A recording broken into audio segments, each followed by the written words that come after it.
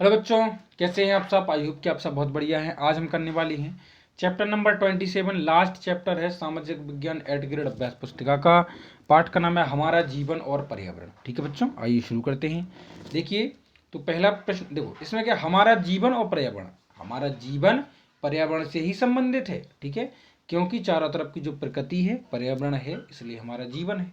ठीक है, तो पर्यावरण में असंतुलन कैसे पैदा हो रहा है, तो प्रदूषण के कारण। जैसे कि देखो इधर, औद्योगिक विकास एवं मानव जीवन शैली में बदलाव के कारण मानव ने अंधाधुंध दोहन शुरू कर दिया है। अंधाधुंध, जैसे आप जानते हैं कि मोबाइल हम कितना चलाते हैं। आप भी जो वीडियो है वो मोबाइल में ही देख रहे हैं, लेकिन इसकी जो रेडिएशन है, मतलब जो निकलने वाली जो किरणें हैं वो हानिकारक तो होती हैं। ठीक है, जिसके कारण पर्यावरण असंतुलन पैदा हो रहा है। अब जो उद्योग वगैरह हैं, इससे 24 घंटे तक प्रदूषण होता है, धुआं निकलता है। ठीक है, अब नदियों में ही देख सकते हैं क्या हाल है नदियों का।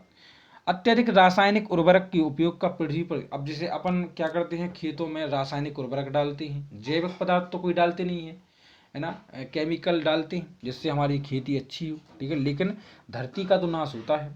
तो रासायनिक उर्वरक का प्रयोग पर्यावरण पर हानिकारक प्रभाव डालता है, मिट्टी में रिस रिस कर भूजल को प्रदूषित करता है। पारंपरिक कृषि और आधुनिक कृषि में क्या अंतर है, तो बच्चों पारंपरिक जो कृषि होती है मतलब ट्रेडिशनल फॉर्म में, पुराने जमाने की, तो पारंपरिक कृषि मानवीय तथा पशु पर आधारित थी, क्योंकि मानव और पशु दोनों थे और खेती करते थे, बैल थे, किसान थे। लेकिन जो आधुनिक कृषि है वो यांत्रिक मतलब मशीनों पर आधारित हो गई है। ठीक है, ट्रैक्टर, हार्वेस्टर और अन्य प्रकार से। ठीक है, थ्रेशर। तो अब चलते हैं नेक्स्ट पेज पर। तो नेक्स्ट पेज पर है बच्चों क्या, देखिए नेक्स्ट क्वेश्चन, पर्यावरण सहयोगी किसी एक प्रौद्योगिकी के बारे में बताएं। ऐसी कोई टेक्निक बताएं जो पर्यावरण की सहयोगी हो। देखो बच्चों, पर्यावरण क्षेत्र में सीएनजी का उपयोग बढ़ रहा है। सीएनजी कंप्रेस्ड नेचुरल गैस, क्योंकि यह अन्य ऊर्जा स्रोतों की अपेक्षा न्यूनतम प्रदूषण फैलाती है। आपने देखा होगा सीएनजी जो वाहन होते हैं उनमें क्या होता है, उनमें तो धुआं नहीं निकलता। ठीक है, तो बस उसको हम मैत्रीपूर्ण या पर्यावरण सहयोगी प्रौद्योगिकी बोल सकते हैं। ठीक है, अगला इको फ्रेंडली, इसको कहा जाता है इको फ्रेंडली। किसी उद्योग का अंतिम उत्पाद क्या होता है, तो देखो बच्चों, अंतिम उत्पाद क्या हुआ, तो युद्ध उद्योग से जो वस्तु निकल जाती है निकलती है ना, तो वो अंतिम उत्पाद बन के ही निकलती है। ठीक है, जैसे किसी उद्योग का अंतिम उत्पाद वही होता है जो वस्तु अन्य उद्योग में उपयोग की जाती है। जैसे लोहा एक अंतिम उत्पाद बन जाता है जब इसे भवन निर्माण या अन्य उद्योगों में उपयोग किया जाता है। ठीक है, अगला क्या है, देखिए किसी उद्योग में स्थान में पूंजी और कच्चे माल की क्या भूमिका होती है। तो देखो, पूंजी उद्योग का आधार है, पूंजी के बिना उद्योग चलाना असंभव है। अधिकतर उद्योग प्राकृतिक संसाधनों द्वारा प्रदत्त कच्चे माल पर निर्भर होते हैं। तो ये तो हो गया पूंजी का, ये हो गया कच्चे माल का। ठीक है, तो अब हम चलते हैं नेक्स्ट क्वेश्चन पर। तो नेक्स्ट पेज है पेज नंबर 153। क्वेश्चन नंबर 7 में आपसे कहा गया है औद्योगिक अपशिष्ट पर्यावरण को किस प्रकार प्रभावित करते हैं। तो देखो, औद्योगिक अपशिष्ट जब पानी में छोड़े जाते हैं तो उनमें कई तरह के रसायन मिले होते हैं और जल प्रदूषित करते हैं। लोह इस्पात उद्योग अपशिष्ट के रूप में भारी मात्रा में राख और धूल उत्सर्जित करते हैं। ठीक है, धूल बनाते हैं।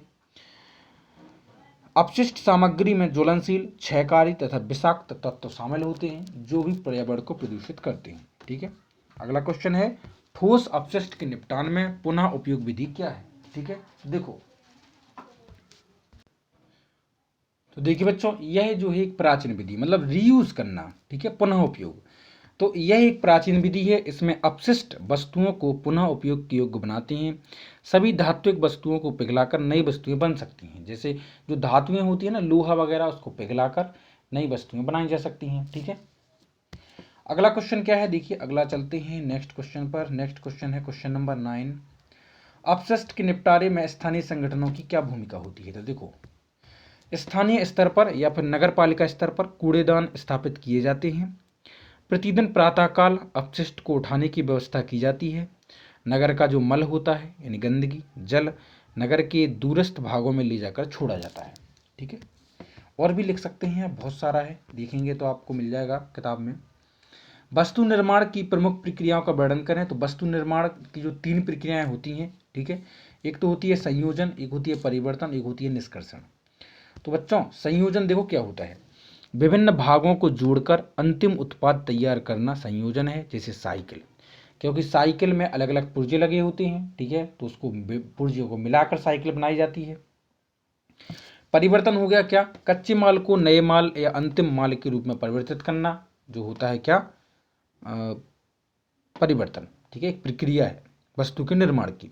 निष्कर्षण क्या होता है, निष्कर्षण में कच्चे माल में से एक या दो अवयव निकाल लिए जाते हैं, जैसे कि पेट्रोल कच्चे तेल से अलग किया जाता है। पेट्रोल हो गया, डीजल हो गया, केरोसिन हो गया, ये सब जो है पेट्रोलियम से अलग किए जाते हैं।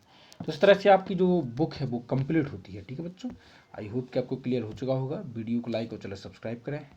नेक्स्ट सब्जेक्ट में अब मिलते हैं हम आपसे। ठीक है, टेक केयर।